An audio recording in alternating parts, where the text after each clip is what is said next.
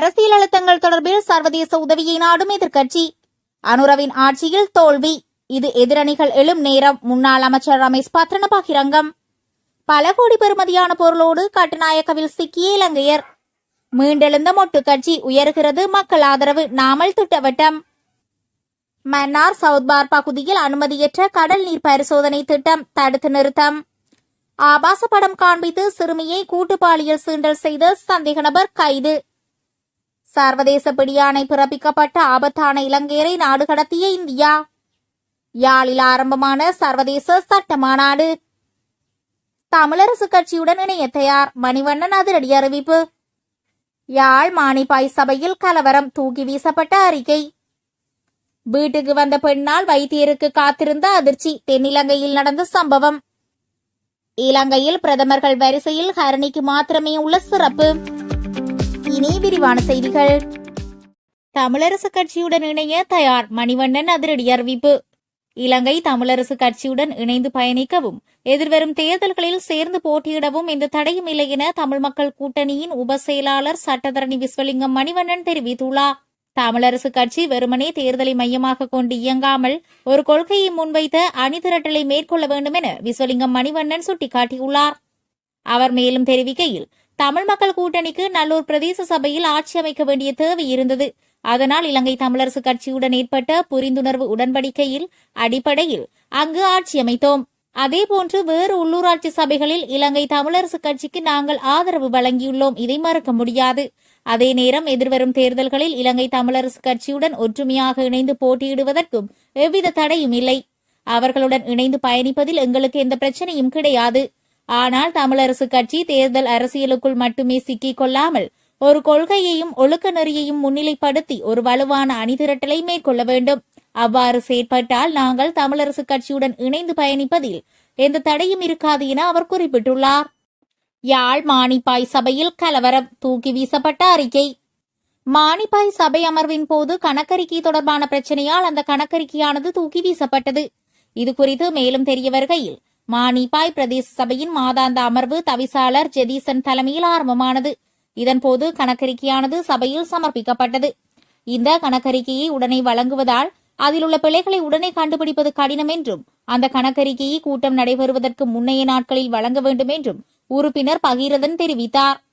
இதன்போது குறுக்கிட்ட தவிசாளர் ஜெதீசன், கணக்கறிக்கையில் தவறு உள்ளது என்றால் அந்த அறிக்கை சபையில் முன்மொழிந்து வழிமொழிய முன்னர் அதில் தவறு உள்ளது என்று கூற வேண்டும். எல்லாம் முடிந்த பின்னர் கூறக்கூடாது என்றார்.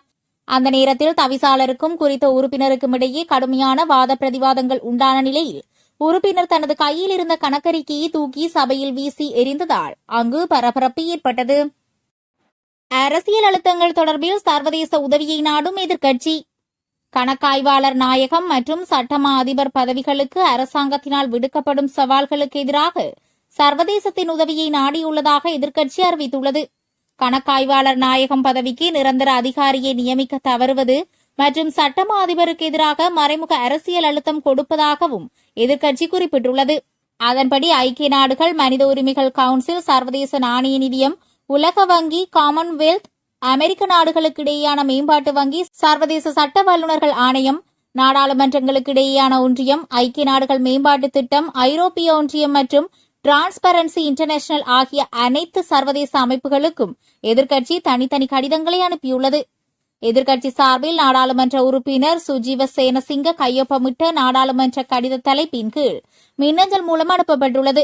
இந்த விவகாரத்தை உடனடியாக விசாரித்து நாட்டில் ஜனநாயகம், சட்டத்தின் ஆட்சி மற்றும் வெளிப்படைத்தன்மையை பேண தலையிடுமாறு கோரிக்கை விடுக்கப்பட்டுள்ளன. இலங்கையின் பிரதமர்கள் வரிசையில் ஹரணிக்கு மாத்திரமே உள்ள சிறப்பு. இலங்கை வரலாற்றில் இதுவரை நியமிக்கப்பட்ட பிரதமர்களிடையே அதிக கல்வி தகமை உடையவர் தற்போதைய பிரதமர் ஹரணி அமரசூரிய என்று பிரதி அமைச்சர் நாமல் கருணாரத்ன தெரிவித்துள்ளார். நேற்றைய தினம் இடம்பெற்ற நிகழ்வொன்றின் பின்னர் ஊடகங்களுக்கு கருத்து தெரிவிக்கும் போதே அவர் மேற்கண்டவாறு குறிப்பிட்டார்.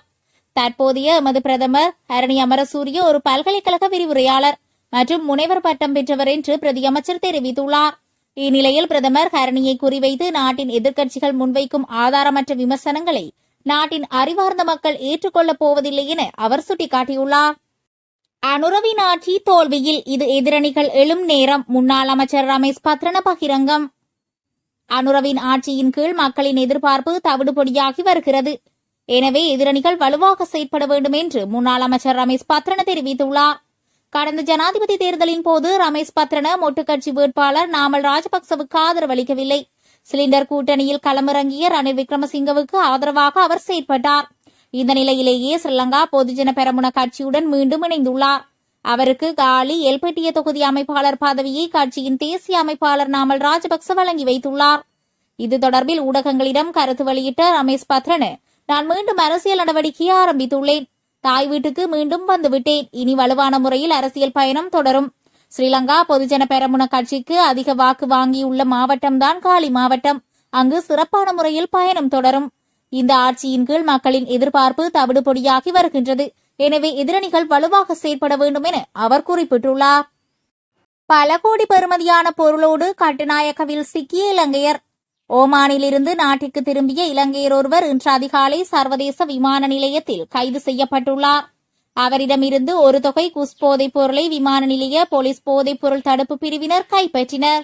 கைது செய்யப்பட்ட சந்தேக நபர் 37 வயதுடைய இரவு விடுதியொன்றின் பாதுகாவலராக கடமையாற்றியவர் என்று தெரிவிக்கப்படுகிறது.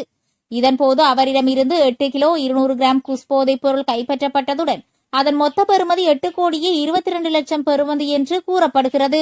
ஓமானின் மஸ்கட்டில் இருந்து 8 பகுதிகளாக பிரித்து 2 பொதிகள் ஊடாக அவர் குஸ் போதைப் பொருளை கொண்டு வந்துள்ளார். இந்த நிலையில் கைது செய்யப்பட்ட சந்தேக நபர் மற்றும் கைப்பற்றப்பட்ட போதைப் பொருளை நீர்கொழும்பு நீதவான் நீதிமன்றத்தில் அதிகாரிகள் ஒப்படைக்க உள்ளனர். மன்னார் சவுத்பார் பகுதியில் அனுமதியற்ற கடல் நீர் பரிசோதனை திட்டம் தடுத்து நிறுத்தம். மன்னார் சவுத்பார் கடல் பகுதியில் சட்டவிரோதமாக இடம்பெற்ற கட்டுமான பணி கடற்தொழிலாளர்களின் எதிர்ப்பு காரணமாக நகரசபை தலைவரின் தலையீட்டுடன் நிறுத்தப்பட்டுள்ளது.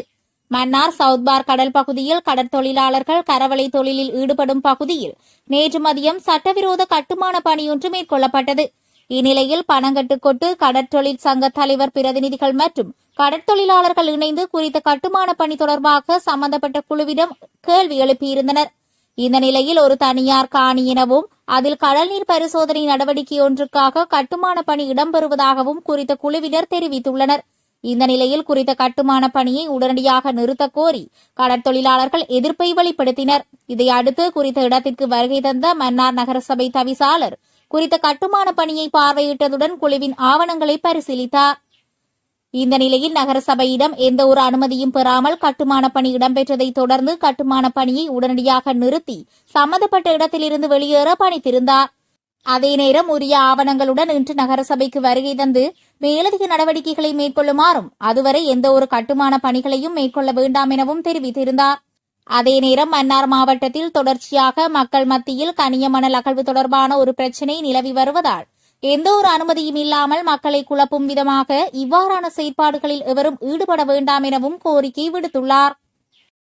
ஆபாச படம் காண்பித்து சிறுமியை கூட்டு பாலியல் சீண்டல் செய்த சந்தேக நபர் கைது. ஆபாச படம் காண்பித்து சிறுமியை கூட்டு பாலியல் சீண்டல் செய்து தலைமறைவாகி இருந்த சந்தேக நபர் ஒருவர் கைது செய்யப்பட்டுள்ளார். குறித்த கைது நடவடிக்கையானது நேற்று முன்தினம் இடம்பெற்றுள்ளதாக போலீசார் குறிப்பிட்டுள்ளனர். சம்பவம் தொடர்பில் மேலும் தெரிய வருகையில் கடந்த 2025 டிசம்பர் 11 அன்று 12 வயது மதிக்கத்தக்க தனது சொந்த மகளை கூட்டு பாலியல் சீண்டல் செய்த தந்தை உட்பட ஏனைய 5 சந்தேக நபர்கள் விளக்கமறியலில் வைக்கப்பட்டிருந்தனர். அத்தோடு இந்த சம்பவத்துடன் தொடர்புடைய 3 சந்தேக நபர்கள் தலைமறைவாகி இருந்த நிலையில் அவர்களை கைது செய்ய போலீசார் மேலதிக விசாரணைகளை மேற்கொண்டிருந்தனர்.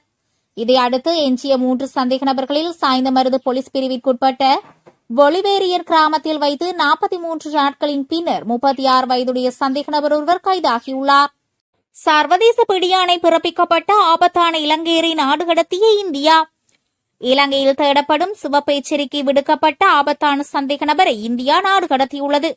கட்டுநாயக்க விமான நிலையத்தில் இன்று மாலை சந்தேக நபரை குற்றப்புலனாய்வு பிரிவினர் பொறுப்பேற்றுள்ளனர்.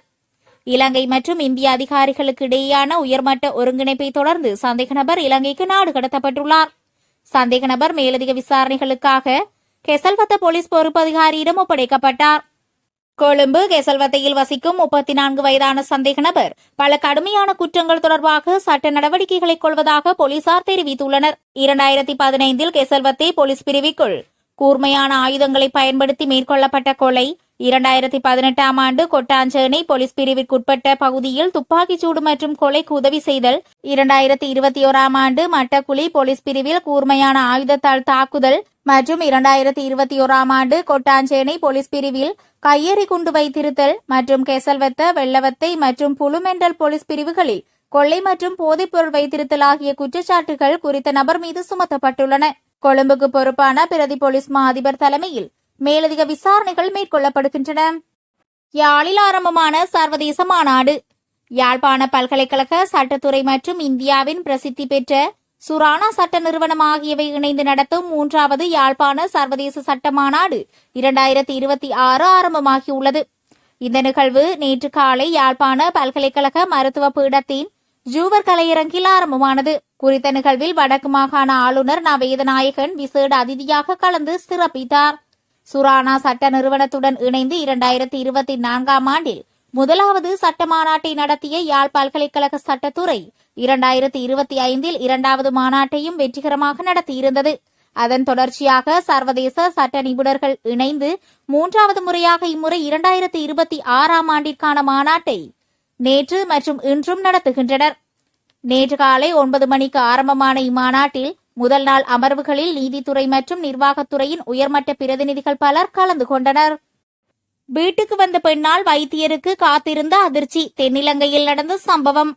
ஹம்மாந்தோட்ட லுணுகம்பெரகென பகுதியில் மருத்துவரின் வீட்டிற்கு வேலைக்கு வந்த பெண் வீட்டிலிருந்து சுமார் 5 மில்லியன் ரூபாய் மதிப்புள்ள தங்க நகைகளை திருடிச் சென்றுள்ளதாக குற்றம் சாட்டப்பட்டுள்ளது. லுணுகம்பெகர பிராந்திய மருத்துவமனையில் பணிபுரியும் ஒரு மருத்துவரின் வீட்டில் நேற்று காலை இந்த திருட்டு நடந்துள்ளதாக தெரிவிக்கப்படுகிறது. சந்தேக நபர் மத்துகம பகுதியைச் சேர்ந்தவர் என போலீசார் அடையாளம் கண்டுள்ளனர். எனினும் குறித்த பெண் பற்றிய தகவல் எதுவும் கிடைக்கவில்லை என்று மருத்துவர் தெரிவித்துள்ளார். செய்தித்தாளில் வெளியான விளம்பரத்தை பார்த்து வேலைக்கு சேர்ந்த பெண்ணே இவ்வாறு திருட்டில் ஈடுபட்டதாக குறிப்பிடப்படுகிறது. சந்தேக நபரை கைது செய்வதற்காக விசாரணைகள் ஆரம்பிக்கப்பட்டுள்ளதாக போலீசார் குறிப்பிட்டுள்ளனர்.